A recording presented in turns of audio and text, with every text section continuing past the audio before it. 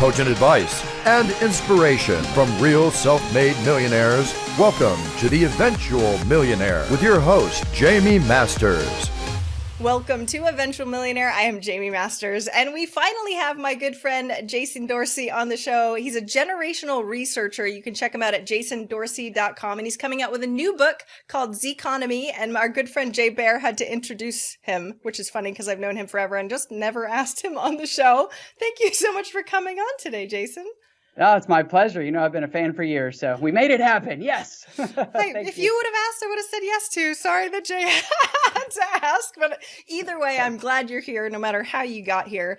Tell me more about your new book, especially because whether it be millennials or the Generation Z, we're all like looking at them now that I'm an old person and going, right? So tell me what the age range of Generation Z is and a little bit more about them. Yeah, it's a great question. I think it's important, isn't the way you said it? Like, we're always focusing on the next generation, and I think the reason is they drive the trends, employment trends, consumer trends, fashion trends, technology trends. So for Gen Z at our research firm here, we define the oldest members as about 24, 25 years old. And then the youngest ones, we're not sure, because again, you don't know when a generation ends until they're old enough to say, hey, you're really different than this other group that's behind you, right? But what was exciting about our work is we uncovered when Gen Z started, and that's as important as figuring out when they end. And what we uncovered is that Gen Z does not remember 9/11. And this is a really big deal because for millennials like me, this 9/11 changed my life, right? It just completely changed everything. But the 24 and 25-year-olds we interviewed in the book don't remember 9/11. To them, it's been history. They learned about it in school or on YouTube or from a parent, which is just, amazing to think about. But it also sort of contextualizes everything else that is important to them and what has happened as they've come of age. So while 9/11 is the defining event of millennials, who are now, believe this or not, already up to age 40-ish, so they're around 40, right? So all of a sudden millennials, everybody thinks they're so young and their pants are falling off and they live with their mom, are now on average over the age of 30, largest generation in the workforce, and outspending everybody. And so now we're turning our attention to Gen Z, and that's why we wrote the book. Because pretty much every business, every industry, every leader, and all of your listeners who are out there making things happen every day, you've got to be aware of the trends. And the key trend driver is Gen Z. And this generation's large, they're diverse, they don't remember a time before social media. Interestingly, they're much more frugal than other generations, which is pretty shocking. Happy to talk more about that. And they look at work differently than other generations as well. So it's a really important time to understand them. And when we look ahead, Gen Z is already the fastest growing generation of employees. So for business owners out there, this is the group we need to be paying attention to. And they're driving every major new consumer trend. So this is the moment. So I wrote the book because they're so different from millennials. And so many business owners struggled with millennials and still do. And now they're going, here's another generation. And that's why we wrote the book. Got to give them the answers. And I'm going to ask you questions about millennials, which I technically am, but I look at them also like an old curmudgeon. Because I mean, especially when it comes to hiring, and I chat with a bunch of my clients, they're like, those millennials, they don't know how to talk on the phone. They don't know how to, right? And I'm like, yeah, those people, they suck, So tell me a little bit about what defines millennials, and that way we'll be able to see the big difference between Gen Z and the millennials. Yeah. So when we look at generations, our research center is called the Center for Generational Kinetics. And what we're looking for is called predictability by scenario, which is trying to understand when does a group of people born about the same time start to behave differently than the group before or after, right? So if you sort of step back and ask, what is a generation, right? It's a birth cohort. It's a group of people born about the same time. But what's overlooked, and I think really important because you have a global audience, is generations will vary around the world. So the same group, so millennials in the US are different than millennials in India or China. And sometimes we sort of forget that. But when we start to look at that, you look at what shapes the generations, things like parenting. So the parents of millennials, like you and me, our parents are baby boomers, right? That's the baby boomer generation. And they had this mantra of, we want it to be easier for our children than it was for us. And they succeeded. They created all those shelves. Yeah. And so that's important to know because the parents of Gen Z are primarily Generation X. And that's important because Gen X basically told their kids, you will not end up like those millennials. And I think there's a fun point here to make. I'm a millennial, and I believe you're a millennial as well. We believe at CGK, our research center, that millennials have split into two different generations. And we've been tracking this for several years now. You have one part of the generation we call megalennials. Those are the ones like you and me and your listeners who are doing what it takes every day. We go to work or we start a business or pursuing our dreams, and we just go about what we're supposed to do. And then you have another part of the generation that's really struggling to create real world traction. And it's split. It truly has split. And this is what's really wild. the group most offended by millennials acting entitled at work are other millennials who do not feel entitled. Crap. I am part of your research and didn't know it. Darn it. You actually have a very millennial response. You're like, Crap. you are not representing us well. But the media, because I'm in the news all the time, always wants to talk about millennials that are struggling to pull themselves forward and sort of get their act together. And millennials, frankly, can't stand it either because we're like, hey, we call them megalennials. You're making us all look bad. We're showing up to work. We're doing what we're supposed to do. So there's this split, which, by the way, is playing out in so many parts of our life. So millennials keep getting older. The average age of a millennial is now over the age of 30, which is pretty wild. And while younger millennials had social media, older ones didn't. Remember, they came up with dial-up and phone, the flip phones, all this kind of jazz. I think people, when we ask, how old do you think millennials are? They say, oh, they're 25. I mean, when we're really 40, so it's sort of a we mental pretend we're shift. 25. It's fine.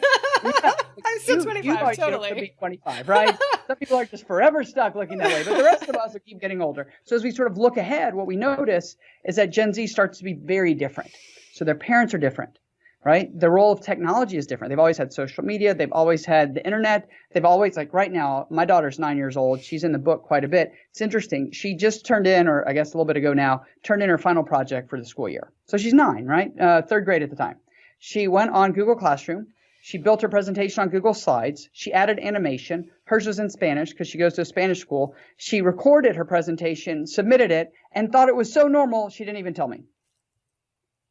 Right? She's 9. Can I hire her? Yeah. Yeah.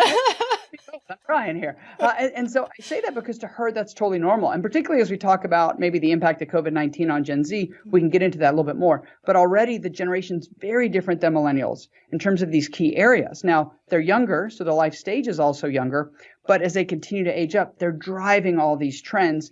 Everything from music and entertainment, even banking, how they think about money and sharing money with friends and digital couponing and so forth, very, very different. So you have this exciting generation. So millennials are older. They're the older group. And then you have Gen Z. And then for those sort of lost in the birth years, I'll start at the top. So baby boomers were born about 1946 to 1964, roughly. Gen X was born about 1965 to 1976. And millennials were born somewhere approximately 1977 to 1995. Now, it could be anywhere from 77 to 80 could be the beginning. It depends if you lived in an urban area or if your family was rich, or if they were well educated, or if you traveled. All of those would have meant you seen trends sooner, which means you'd be more like a millennial. But if you lived in a more rural place or your parents didn't have much money, you would have seen things later, which would have made you more like Gen X at that time. Those are called cuspers, and it's an advantage because it makes you empathetic to both. And so we look at Gen Z. They're the most consistent generation in the world. I know you have a big global audience. So Gen Z, when I go speak in, Singapore or India or all across Europe or these places, Gen Z is more similar than any other generation. Now, they're not the same, but they're more similar. And that's because of cheap mobile technology, entertainment, and so forth. And they've always had that. In fact, you can get phones for free in some countries in the world if you use it for payment. So it's a really interesting time for research dorks like me to look at this I stuff. love data. This is okay. We only have so much time, but I want to have you back on the show already. Okay, so especially when it comes to business owners, small business owners that are looking towards the future and going, where are things going, right? Knowing who our workforce is going to be, but also, like you said, what they care about, because we really need to know what we have to be doing futuristically, right? On accepting payments. We were just chatting about how text is, we can close huge sales on text. And back in the day, that was like so foreign. So tell me a little bit more about the findings of some of the things that you've gone down in, especially the comparison between the millennials who are, getting the technology side of things versus Gen Z. Yeah, so I think the distinction on the tech side is that people say millennials are tech savvy, and we basically prove they're not, and what they are is they're tech dependent. And that's important because we don't know how technology works, we just know we cannot live without it. That's a big difference than actually being savvy. So when we look at the difference, maybe we'll split it between employment. So in the book, we talk about who is Gen Z, what makes them so unique and different, why do we need to pay attention now, why should we take action as leaders? And then we break it half into as customers, Gen Z as customers, and half as employees. So maybe we'll dip into a little bit of both. Yep. So in the Z Economy book on the employment side, the first thing we had to look at is what motivates Gen Z to want to take a job. And I think this is important. I'm a small business owner myself, and I think it's really important that we're clear on what people want. So this is where it gets really surprising. We found that what Gen Z wanted, for example, was stability. They wanted to know your company's going to be around for a while. Why is that important? Well, they went through the Great Recession. Now, they weren't in the workforce, but their parents were. or the parent. And so they felt the anxiety, they heard about it, and they got scared and nervous. And so as a result, they look for more stability, which is a real shock. It's the opposite of millennials. They also want scheduling flexibility. Now, this is before COVID-19. So it's interesting because some small business owners are able to do this and others aren't. And one of the solutions we've seen, which is sort of creative, is small business owners who say, well, I can't hire you full-time and you don't want to work full-time, but what if I hire you for 3 days and your friend for 2 days? So I still cover everything. You both get flexibility. And then now we can meet your needs and not increase our costs. So we're actually seeing companies do that. So scheduling flexibility and the ability to change schedules through text message is really important. And there's lots of ways to do that. We're also looking at onboarding now. There's a really cool company called Onboarder, and they do their whole onboarding, this is so wild, by text message. So if you think about Gen Z, they think emails for old people, right? Emails for like millennials. And so they're really into text. So Onboarder, who's in the book, their entire onboarding process is by text message. They use that to introduce you to your colleagues. They use that to get the information they need. They'll ask you, what's your favorite snack at 3 o'clock when your energy's down? And then when you show up on your first day, people have the snack on your desk. I mean, just amazing things like that. So onboarding's become really important with Gen Z. They're also entering the workforce later, which is important. So they don't necessarily know what they need to be successful, which is why we're seeing learning being such a big deal. One of the companies we work with a lot is called Skooks, and they do all of their online learning through a mobile device. Well, that's really important if you work, for example, in a small business. What are you going to do, sit in front of a computer? Lots of them can't do that. So they need all their learning on demand on a mobile device. Well, that's very different than old learning management systems. So we see that start to change. And then as we look ahead, what else do we see attracts Gen Z? This one's a shocker. Benefits. Benefits is one of the top 3 things they say in every study that we do. And which is so strange because they're so young. But in the book, as we talked about it, we found that 12% of Gen Z were already saving for retirement 2 years ago. Yay! Yeah, it's wild. On paper, if you look at them, they think they're going to have to work longer and harder to get promoted. They are trying to save. They have emergency accounts, which is wild. It may be on the Cash App or Venmo, but they have one, right? They're much more cautious with their money. They're trying to avoid debt. I mean, it's pretty amazing. On paper, they look a lot like baby boomers. We call them a throwback generation. So as you think about marketing to them as employees, it's different than the millennial. You can get promoted fast and get stock options and all this kind of rah-rah stuff. Instead, it's, I want stability. I want to know you're going to help develop my talent. How are you going to help me to still have a bit of a life? And then the last one would be social causes. Gen Z feels very strongly about social causes. The top 2 over the last 5 years we've been tracking are climate change and then social justice. So both of those are the top 2. And when it comes to those things, what we see is Gen Z wants to know what you're actually doing, not what you're saying. And I think there's a distinction there for small business owners because they're not saying who wrote the biggest check. That's not it. They're saying, what are you doing in your community? What are you doing to help people? So all of those on the employment side sort of give people a leg up in terms of understanding. And there's a lot more obviously in the book, but that's sort of from a mindset, how to practically start gives you a head start to be able to connect with them. We're really excited about them. You're giving me hope for our future. One of the other conversations that I had earlier today with a different millionaire interview was about social justice and how writing checks is not. And I'm like, I think eventually one day we're going to change. They already have. Yay. Anyway, paying attention that we're not declining as far as humanity makes me feel very excited, especially getting back to the things that matter and not, like you said, quick exits and all this stuff. Stability is really important. Mm-hmm. All right. So that's on that side. What about on the other side? On the customer side, it's a bit of a mix of this. So what we see is that influencers and social media are more important than ever before. But it's different, I think, than other generations assume. Because other generations sort of look at social media and influencers through the lens of their own generation, right? Versus Gen Z, who's only known them.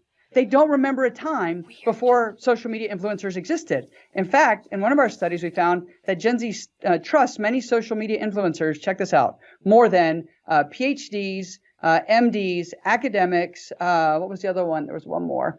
There's one other one being called an expert. So they trusted influencers more than all of those, which is exciting, right? What a huge opportunity. Also scary, depending on how you look at it. Yes. But it creates a huge opportunity for brands. Now, there is clearly brand risk, as we've seen, but there's a huge opportunity to be able to get in front of Gen Z. Because what we have to teach people, particularly on the marketing and sales side, is Gen Z trusts social media.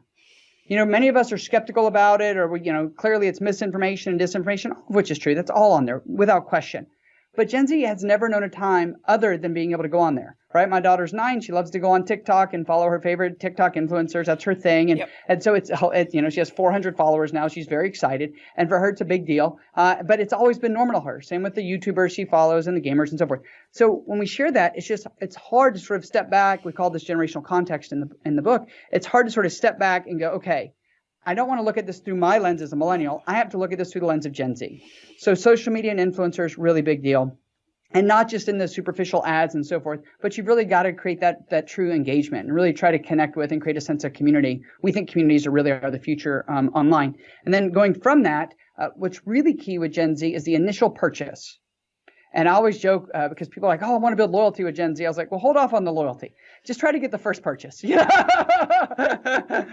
Loyalty will come later. If they don't buy the first thing, you got nothing. And so that's where that awareness and initial trial comes in. And what we see is that Gen Z really wants you to de-risk that initial trial. How do you do that? You can make it free.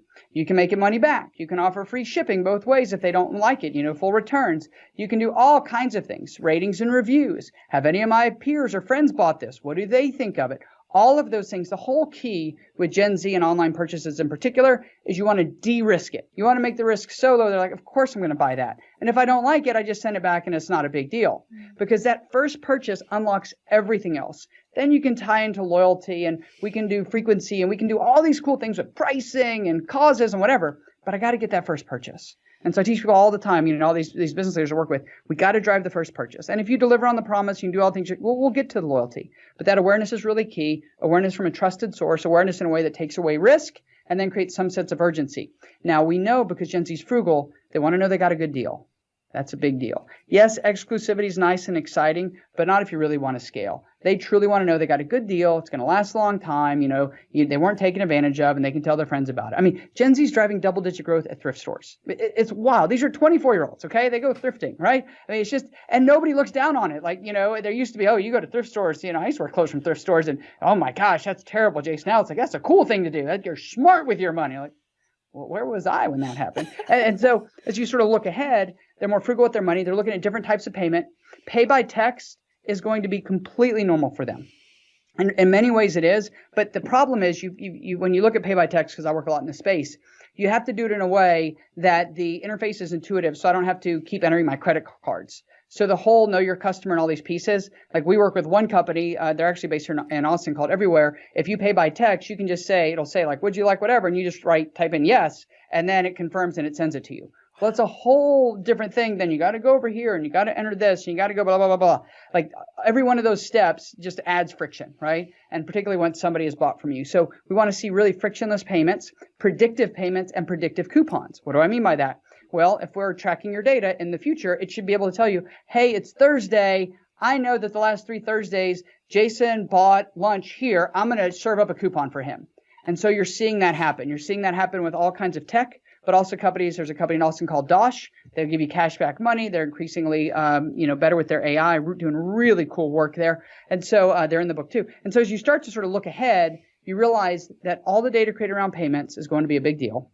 And the more of that data we can use, the better we can engage Gen Z because they're going to expect that. In fact, this was really wild. In one of the studies we did, we found that Gen Z was the group most willing to give up their private data, their personal information, to have a better online shopping experience. We did that study with WP Engine. Gen Z was more willing to do that than any other generation. Gen Xers were like, no way. Millennials are like, maybe. Gen Z's like, yep, you can have it. I just want a better experience, I knew it. I knew that this was inevitable. It's so funny. And realizing, though, that it's already coming to pass is really interesting because it's inevitable that they're going to give their data up and they would much rather have, okay, so I have so many questions that I wrote down from this. And I do think it's hilarious because my 11-year-old daughter told me about these new couponing apps. And I was like, why do you know about all these crazy things, right? Like my daughter. Okay, great. And TikToker also, just as a side note, we should get our girls together. But when it comes to, especially to go back to the influencer side of things, for small businesses, a lot of them are really working on being thought leaders, or at least that's sort of how we sort of put it. But influencer for influence sake doesn't always gel with them, right? And yet my son, everybody wants to be a YouTuber, everybody wants to be a TikToker, or whatever those things are. Yeah. So do we define influencer differently also? Because I think I'm technically called an influencer, and I guess I have a bad connotation of them because there's too many liars on the internet. Yeah, so I think there's a few distinctions here. So one is sort of the internet marketing influencer, which I find very icky, and I think a lot of people do, right? Here I am with my 17 fancy cars and whatever else, and the next thing you find they haven't paid taxes in 10 years and whatever. But that is not what I mean by influencer. Okay. By influencer, I mean it's somebody that, this, by the way, with the qualities they like, they trust, and they want more information from. That's pretty straightforward, right? So the way I like to distinguish it, particularly with small business owners, is think about it. You think of social media as a way to create a community. What are the things that you would put out to create a community of people that want to stay in touch with you, right? Content, videos, insights. We teach big companies how to be thought leaders, but small business can do the same exact thing. Where many small businesses have a hard time is they try to get there, particularly through paid only, and then they feel like they didn't get what they paid for. Yes. So they're running all these paid campaigns. They're trying to get eyeballs. They're looking at impressions, doing all this stuff, and they're going, I just spent $1,000 and I didn't get anything, right? And so I always say before you do that, because the typical internet marketing way is to go and dump a bunch of money and test a whole bunch of things really fast and then, get better and better and better, which if you're an internet marketer is great. But if you're running a bakery or your insurance, whatever it is, you don't really have time to do that. Maybe you have a budget, but if you don't, what I always say is start an organic community first, because that will help you to know what your people truly want. Right. And I think this is so far overlooked because everybody wants fast results and no effort, like it's some sort of fad diet. That's not how social media works, right? You have to really go out there and cultivate. How do you do that? You put out some good content, maybe 2 or 3 times a week. Don't overthink it. You don't need to write, your big novel. Just put out some good information, ask people what they think, and keep going. Tag people in it. Do basic things. Use hashtags, and just start to get a feel. The big thing I tell people is don't be scared of it as a small business owner, because you're not asking anybody to buy anything yet, right? But you got to give them information, create a sense of community. And I would try that well before I would go start pumping money into pay-per-click. Or if you're going to use PPC, your pay-per-click, do it knowing that you're not trying to be an influencer.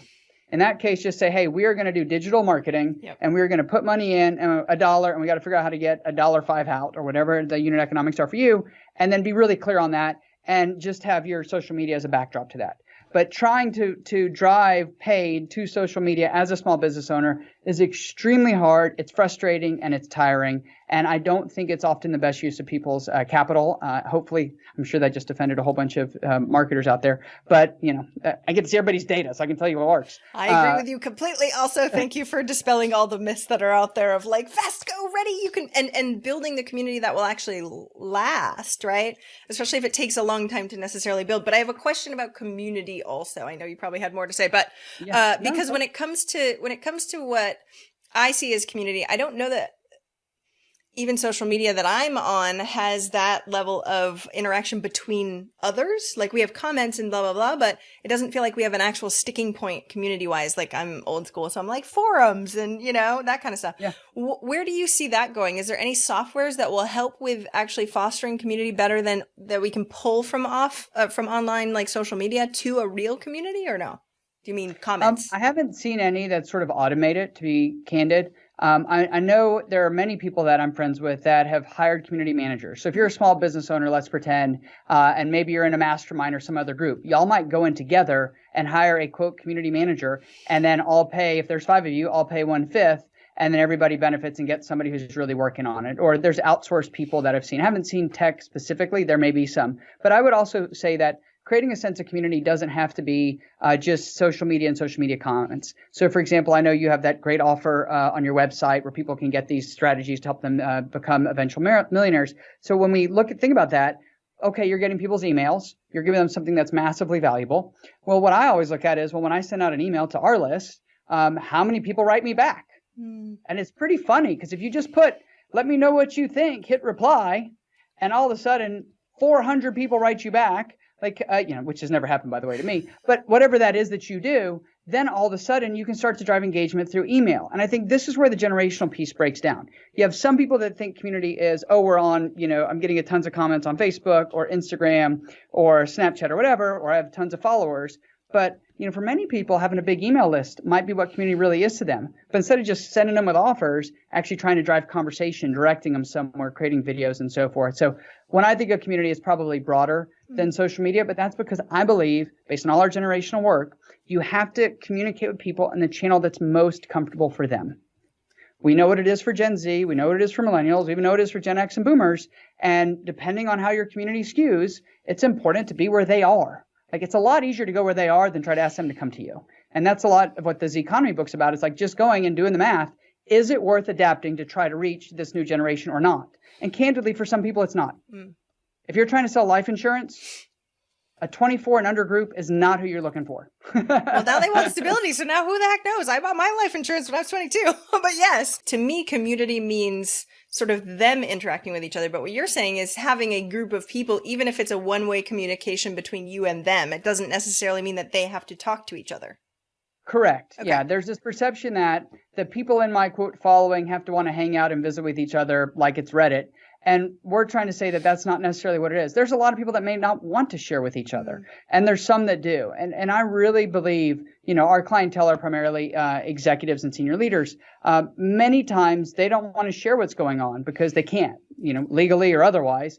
But they want to ask me a question, or they want to engage in a conversation, or they're responding to the emails with their own questions. Hey, Jason, on your next this, can you answer this question? You know what I'm saying? And so it's just sort of being where they are versus our Gen Z stuff that we do for brands, because there may be very social media, right? It may all be on TikTok, just depending on what it is. We're going to do a new shoe drop, from a shoe brand, right? And I think that's the trick with all this is it's not one size fits all, but what generations give us are really powerful predictive clues on where to start so you can faster figure out what it is you should be doing that will drive the results that you want. Without having to doing all the data and the research yourself for your customers. Jason has already done it for you, so listen to him instead. So far. Yes. It makes a lot of sense. Shortcut. And I think that's the thing that's so difficult, though, too, is because we're thrown at so many different new trends like TikTok. One of my friends was like, I just want to see if I can get followers on TikTok. And now she has 70,000. And to look at the people that are on TikTok, I have a couple clients that should not be on TikTok in any way, shape, or form because their people are nowhere near TikTok right now. But they're like, we were on TikTok because that's what we thought was good. So number one, who needs to be where, like you were saying? And number two, what if it goes away? Like we build up this crazy, huge following and then, TikTok's dead or whatever. Because I feel like that's where we started to understand as millennials. I put all my eggs in the, MySpace basket and then went, oh, well, there goes that, right? Yeah. Well, we're making somebody else's platform more valuable when we do that, right? And so I think that's where the trick comes down to. So one is understanding where are the people you want to reach. And let me step back and say it this way, because I speak at so many small business owner conferences and work with some small business owners. It's very easy as a small business owner to get excited about activity rather than progress. Yes. And I think what we have to all learn to do, and I'm a small business owner, is really distinguish between the two and say, is this towards progress or is this an activity? Being busy doesn't mean you're moving the business forward. And your time is really valuable. Everybody listening, your time is massively valuable. We're not going to get a single minute back. And so making sure that we're really discerning of does where we're putting our time move us forward. Social media is one of the biggest time sucks, black holes ever invented. You could scroll forever and feel like you're being productive and then go, gosh, I don't know why nobody bought for me today. And I don't know why my employees aren't engaged and, whatever. So, you have to be careful with that. But if you do want to use social media or different platforms, I'll sort of walk you through some high level data. So when we look at going youngest to oldest, TikTok and Snapchat in the US are clearly the ones where Gen Z is. And so that's where Gen Z wants to go. And if you're going to try to reach them on those platforms, you want to make sure that you have the right personality. You want to make sure that you put out the right content. And frankly, that there's a business case for it. And I think this is where when you get to that part, you're like, ooh, maybe not. And that's where I would really be thoughtful. It's a great thing to do. Now, we're watching TikTok's average user age is going up. So we are seeing it skew up because more millennials are being pulled in. And like most. Some right? Yeah. All of our kids are on it. We have to be on it too to watch them. Well, but that's exactly it. What we're seeing is technology trends for the first time start with the youngest and ripple up to the oldest. It's sort of like video calls, FaceTime. Grandparents never wanted to do it. Then once they did it, they never wanted to talk to you any other way. And now kids won't talk to you unless they can see you, right? And so we're sort of seeing those trends. So TikTok and Snapchat would really skew the youngest. Then if you sort of jump up, you'll see that Instagram is really good for the older Gen Zers and even the younger millennials and more millennials, particularly as these platforms add video. So video is the secret to all platforms right now. People don't want to read, even cool photos of dogs and cats and whatever other stuff they're doing. Like at some point, people just are tired of that. So videos just sort of feed me the information instead of making me work. And so we see video really being incorporated, like Instagram and all these, they're all moving towards video. And then if you keep moving up, then you'll get into Twitter and you'll get into Facebook, and they start to skew older and older. Old people stuff is Facebook now. Yeah, it's great. Watch out. And it's funny because Gen Z, we wrote about this in the book, Gen Z would tell us that they have these Finstagram accounts, which is a fake Instagram where they're friends with their mom or dad, so they think that they're being all well behaved. But then they actually have a fake one over here that's for all their friends and only their friends know. And so it's those sort of things that are playing out, which is quite entertaining. So as you start to think about that, I mean, it makes sense why Facebook would make the acquisitions it did and why different platforms are valued in different ways. Now, as you travel around the world, you're going to get different platforms. And I think that's important. Global brands have to think about this very differently than we do. And our goal always is, if you want to be out there, either focus on one or two platforms. That's usually the best, and really get good at those, or create content that works across all of them, so you're not having to create the same piece of content in 5 different ways. Otherwise, you're just creating tremendous work, and then measure everything. Everything should be measured. If you're not measuring it, you don't know if it's work, you might as well go burn your money. And we can't do that right now. We really got to have our act together in this sort of COVID-19 world that we're in. Hopefully we'll come out of it eventually soon. But there's so much uncertainty right now that small business owners in particular have to pay attention to every single dollar. And I think this is, at least for me, I've owned my business for 24 years. There's never been a time more when we have to pay attention to where we're spending our money. There's massive uncertainty in the world. There's uncertainty domestically, and we really need to be thoughtful about it. And social media is an easy way to waste money, which is why you saw a lot of the big brands pull back on their advertising. Yeah. Waste money and time. And so, and unfortunately, if you don't have the data, which a lot of small business owners don't, they're like, this is what they tell me to do. And so therefore, at least I have activity, like you were saying. Please, anybody that's listening right now, and if your avatar has nothing to do with what he just said, stop it. Like, so much time is going somewhere else. What about TikTok and Snapchat, though? They don't, I mean, I know big brands are advertising on TikTok, but small business owners don't really have that like they have that with Facebook and Instagram, right? Correct. Now, what we are seeing is that small business owners that start to become personality driven, which is really what TikTok has become, right? If you're going to go and put on funny videos to promote whatever your business is, then that's something that can work for some people. But again, you got to make sure. So let me just give you a simple example. If you're a bakery, I keep going back to that, but if you're a bakery and you're on TikTok, that's awesome. But people can only buy from the bakery within a certain geographic area. Yep. So building a following in another city doesn't help you unless you're going to suddenly start selling merchandise or something else that you can actually ship to them. But for all these reasons, you need to be more geographically specific. And so that's what we would tell people is there's not one size fits all solution, but really understand, I mean, you know this, I'm in venture capital. You have to really understand the constraints of a business in order to optimize for the space that you have. And so many people don't want to admit what the constraints are. But if you get real deep onto the constraints, hey, these are the constraints. I'm a bakery. This is our geographic area because of shipping and labor and traffic and whatever else. Then you can really optimize to make the most of that. And then go, if we do that, now I can make it into a franchise or open 10 locations. I think people sometimes go, I want to go from 0 to 10 when really you got to get the first one right, optimize that, get the second one right, and then figure out, okay, what does starting to scale look like? And then you can actually build a model. I love this. With data to prove it all. Where does YouTube fit in all of that, though? We love YouTube. We're massive fans of YouTube. YouTube cuts across all generations, which is pretty interesting. Still drives the most massive engagement the younger you go, but YouTube has really become a replacement for entertainment. So there are tons of people that go on there and just watch YouTube, all different ages, shockingly old ages. And what we see that's really neat is people go to YouTube and they use it like a search engine. But so they would go in there and write how to whatever, mow my yard. Right, or whatever it is, or how to learn this. Fix a toilet. I did that the other day. It was great. Yeah. Yeah, I need 12 videos. Wait, which type of toilet do I have? Awesome. That's how I do it. Exactly. So what's interesting is we start our search for answers. We start the search on YouTube. So if you're going to become an information source, which is what we recommend for small businesses, we think YouTube is one of the best because you can use the same videos all over the place. And then what you do is you write them frequently in the form of the questions and the answers. Make it really easy for YouTube to say, this is what somebody's looking for, and put that out, and then they have really good analytics. So we like YouTube a lot. It may be the one that we like the most if people use it really well.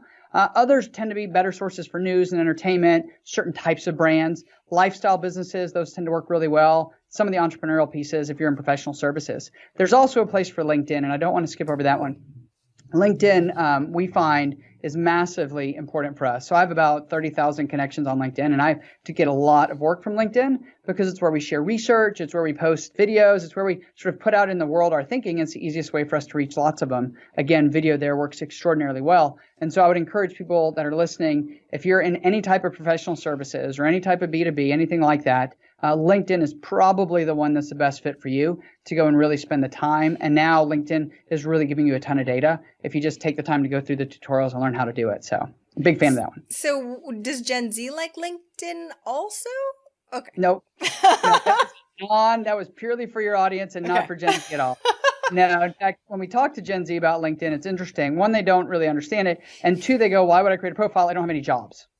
And so because they've started, Gen Z is really interesting. So they're getting their driver's license older than ever before. They're entering the workforce older than ever before. They're graduating from college or university, if they graduate, older than ever before. So all those things are being shifted back. And so then it's like, okay, I'm 22. What do I put on LinkedIn?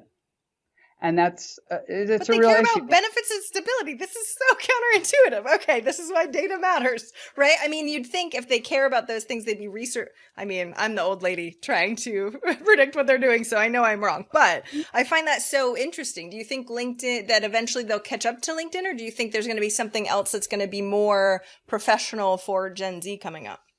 I think in the next 5 years, there'll be another way to present yourself professionally online that will be a better fit for Gen Z. We've seen different examples of it that people have tried.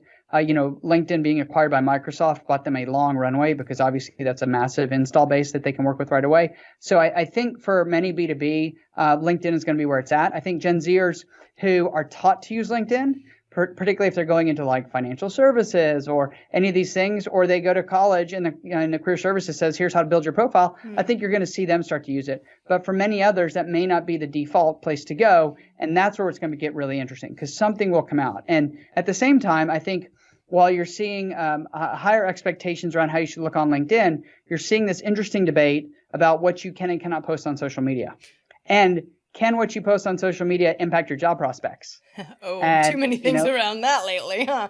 Yeah, tons of stuff around that. So I think online presence in itself is going to be a very big deal over the next 3 to 5 years. And Gen Z is going to drive a ton of that forward just because their relationship is so much different. They've been posting on there since they were 9. So it's a very different world than the highly curated world that many Gen Xers did because they were skeptical in the beginning. Well, and even just and they kept it all the way through.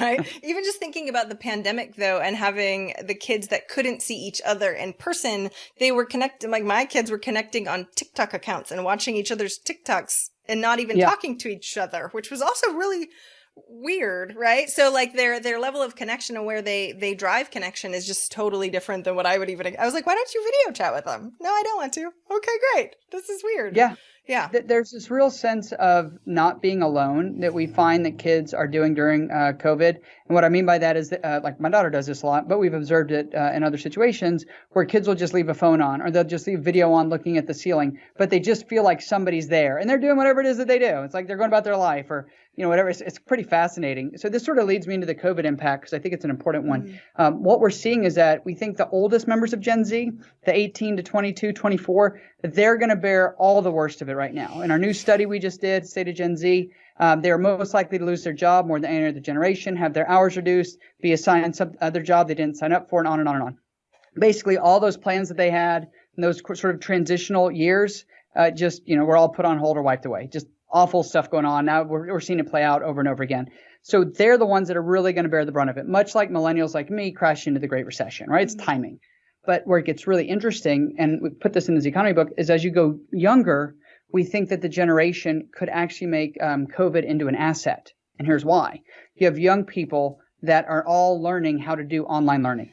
And they're learning how to do online collaboration and online problem solving and remote everything and have stuff delivered and have everything done. So all of a sudden, the barriers to learning and teamwork and innovation have just been shattered for kids that are, 8, 9, 10, 12 years old, 15 years old. So you're seeing this big change. And I think over the next year, because many kids are still not going to go back to school, and if they do, then they'll end up back home. What we're seeing is that their comfort with this continues to grow and grow and grow. Their problem solving on, Google Classroom or whatever it is that they're using, or Teams or whatever. So all of a sudden, they're much more comfortable with all these technologies, which means they can learn anywhere on demand. And there's companies that we're working with right now that are figuring out personalized learning, meaning a typical teacher has 20 kids, 25 kids in a classroom. My wife was a teacher. It's very hard to deliver personalized learning when you have that many kids.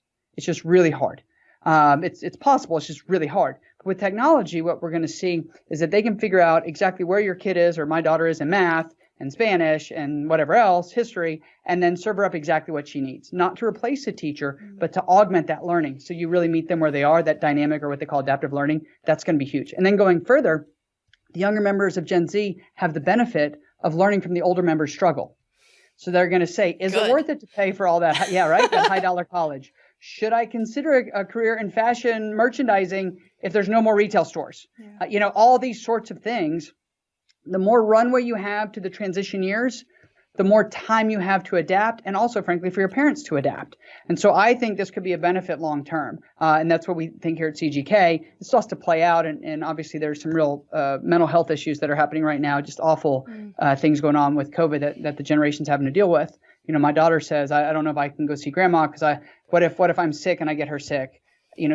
That's heavy, right? Yeah. But if you sort of big picture it and step back and project a year, 2, 3 years out, you can see that this generation is learning a whole new skill set, sort of like the generation that came out of the Great Depression. All these different skills that they learned and how they, ended up saving and building all these amazing businesses and so forth. So that's what we predict will happen with the younger part. The older one, it depends how long it stays like this. I love that was a long answer, but I'm really into it. Okay. Yes, me too. So my kids do adaptive learning. Thank goodness, because I couldn't do COVID without that. Because and they're learning twice as fast, which is amazing. That being said, though, I'm dealing with they're back to actual school, which nobody else really in the country is. And I'm working with a lot of clients that are moms that have, $1 million companies, and they're like, and I have to figure out what to do with my children right now. And so what are you seeing for the adaptive technology? Do you think public schools are going to get that? Or do you think we're splitting, especially with COVID? I don't know if you have data on any of this because I know this is so recent, but it seems like things are sort of splitting off, and it's really interesting to have tutors now to solve this problem, which is cool because it's thankfully changing something that I think has been broken for a long time anyway. So, right. But what are you? Education's in a really tough situation here, and there's tons of reasons why, and we're big proponents of education. I think the issue that we have to figure out is, what can the school do, right? We're seeing schools really struggle to adapt right now for tons of reasons. Some are physical, we don't have enough space. Some are technological, we don't have Wi-Fi. We got the kids computers or laptops, but we don't have Wi-Fi to them, so they can't get on, or, all these sorts of things. Kids are having to move around. There's a lot going on. What if they have one computer for 5 kids, like all this stuff. So there's a lot of complexity there that people and schools have to figure out. I do think that ultimately schools will be one of the providers of whether it's adaptive learning or some other type of learning that will help start to pull kids forward. It has to happen because it's just really hard right now. I mean, I talk with a lot of teachers. It is very hard. It's hard to teach 25 kids in person when you can see them all and use your teacher ears and all the stuff that you have. It's really hard when you're all on Zoom, right? I mean, so you've got that part. I also think that parents, because remember, if we look at the age of the parents now, these are primarily Gen X and Millennials. We're not scared of technology to help augment or help add to a lot of these things. So now you're seeing parents say, I'm going to sign up for this subscription, or I'm going to get this technology, or I'm going to do these things to try to add resources to help my child or children during this time. Now, where it starts to break down, and this I think is the controversial part, is what if you can't afford those things? Who provides them? Yeah. How does that handle? What if you go to a public school and half the kids get tutors and online learning and all these different things, and the other half don't, and when they come back to school, they're all in different places? How does the school handle that? And I don't have the answers for those, but that, I think, if this drags on for a long period of time, you're going to see more and more of that, because people are going to sort of self-serve what they need. And hopefully those technology companies will find a way to make this extremely low cost, or get the foundations or government or somebody to be able to provide that down to the parents who can't afford that. That, I think, is the big picture solve. Short term, I think people that have the ability to spend whatever it is, $50 a month, $100, few $100 a month, they're going to do whatever they can to help their kids. Yeah. That's just what they're going to do. Yeah. And there's not, this is what it is. But long term, I think that's where it gets really interesting. You hear people say this, and we see this in our research, and they say, oh, well, the good news is all the kids are in it together. No, they're not. Separately. They're very different experiences Yeah. all Yeah. around the country and even in the same city. Yeah. And so at some point we have to sort of recognize that and figure out what we're going to do about it and how we're going to help people where they are, because that's always the trick. Yeah. And thankfully the data can sort of show all the differences between things. I think that's really, really helpful. What about college? And where, because everybody's like, oh, it's a bubble. And now, and even the people, I did a survey from the millionaires and most of them don't believe in college anymore. So where do you feel that's going? I think college or university is in general a great place to learn a lot in a short period of time. And so that's the way I've always sort of viewed it. I didn't finish college. I wrote my first book when I was 18 years old, but I was also a junior in college because I started early, and I've worked at lots of colleges and universities. So my sort of belief is there's no one right path. And whenever we try to tell people there's only one path or only 7 steps, we really get ourselves in trouble very quickly. And so I think the trick is, for individual kids, there are some kids that really blossom and do extraordinarily well in college or university. Maybe they find themselves, they find a career, they find a mentor, they find these things. But I don't think it's right for everybody. And I work in tons of industries where you don't need a college degree in order to make a great living for you, your family, maybe build a business, and so forth. I think we have a lot of stigma around college degrees or not having college degrees. You know, it's funny, my wife has a PhD, right? And so she went all the way. That's why she's the co-author of the book. If there's big words in there, they're from her. But the point of that is, like, you know, both paths work. I didn't finish college. She got a PhD. You know, we own a company together, actually, too. And so it's just the way you make it work. And I think that's, to me, rather than a blanket one size fits all, you really have to see where kids are going to do well. What I can share with you is we know that if young people today take a gap year, which is the fancy term for not going to school for a year, it used to just be for rich people or people from outside the U.S., we know the likelihood of them actually going back and completing is quite low. So that's important for parents to understand because it's very fashionable right now. But it's hard for 18, 19, 20-year-olds to go back. What we do see working well is either online learning, community colleges, or other places that are more cost efficient. So you still feel like you're, you know, moving forward even though you're maybe not on campus. In terms of the bubble working, we work a lot with colleges right now, and they're all doing their best. But there's so much complexity to an in-person college thing. I don't know how anybody's going to be able to pull it off, which is why we're seeing what we're seeing. So it's a tough time for everybody. But the main thing is, I think that, you know, somebody like me, I met my mentor when I was 18 at college. Now, I didn't finish, but had I not gone to that college, I would never have met him. And he is the one who inspired me to not focus on money and instead think about my purpose. And then, you know, ended up leaving college to go write a book and then sleeping on the floor of a garage and a garage apartment and then being $50,000 in debt at 19. And my parents, you know, basically disowned me. And then I have these mentors trying to help me. And so I started my business. All of that wouldn't have happened if I had not gone. That said, I didn't graduate. So, you know, people can read into it whatever they want.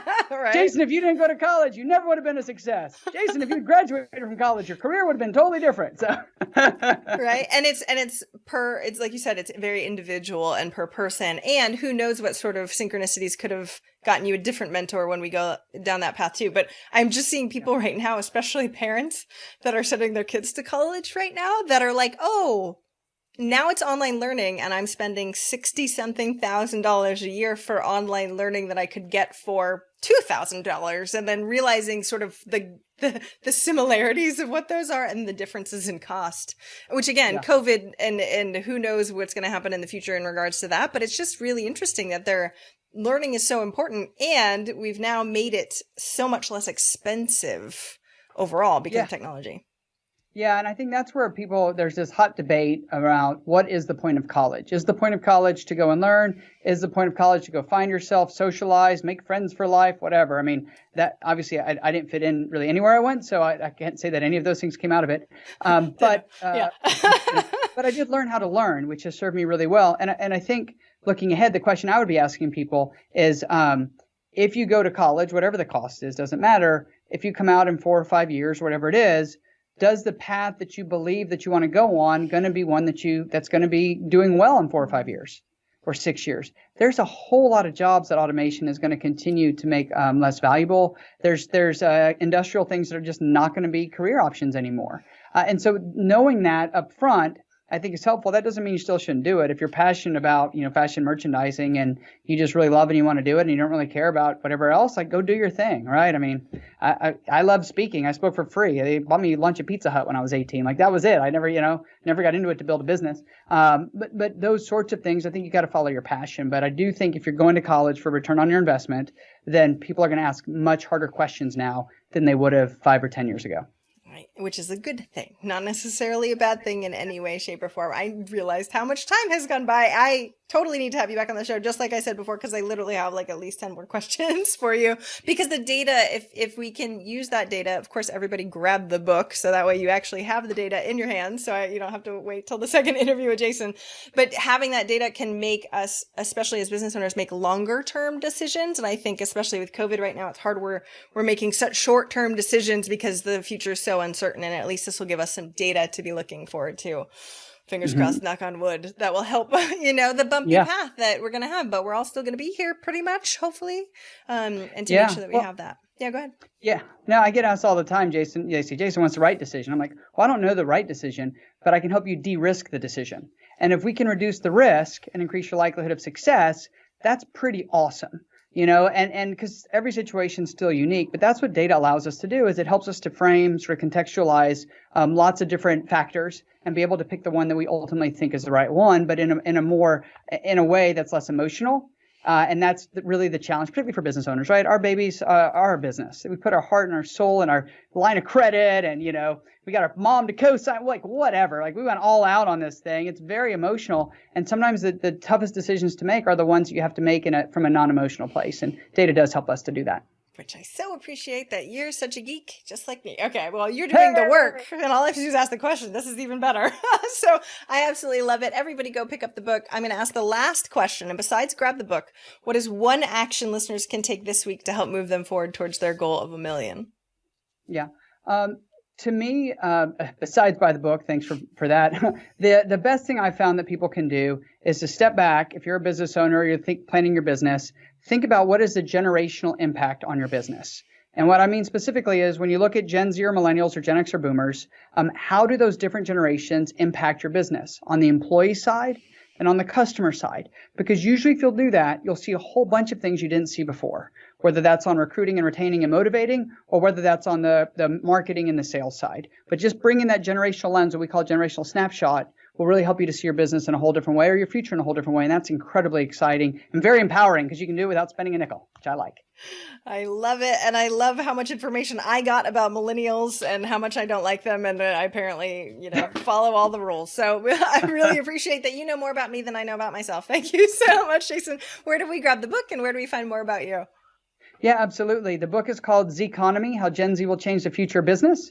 You can get it on Amazon, or you can go to my website, which is jasondorsey.com/Zeconomy, ZCONOMY. And then if you want to find more about me, just go to the website. You can read my story, all the businesses I started, some of the ones that failed, the whole deal. We're all in it together, and would love to connect with you there. So, and thanks again, Jamie, for having me on. I love being a fan of your show and you and who you are, and I'm really grateful for the time today. I love it, and we will talk more about all the other businesses and your story and everything, but there was too much to unpack with your amazing book. So thank you so much for coming on the show today. I hope your day's fantastic. Thanks. Thank you. You as well. Thank you for listening and investing in yourself with your time. I so appreciate it. And if you enjoyed this episode, I would be forever grateful if you would be willing to leave a rating or review in whatever app you use for your podcast. I know that's what really bumps it up in the rankings. And I would so appreciate your time, especially if you've been a long-time listener. But of course, if you like this episode and you're brand new, thank you for being here too. Have an amazing, amazing day.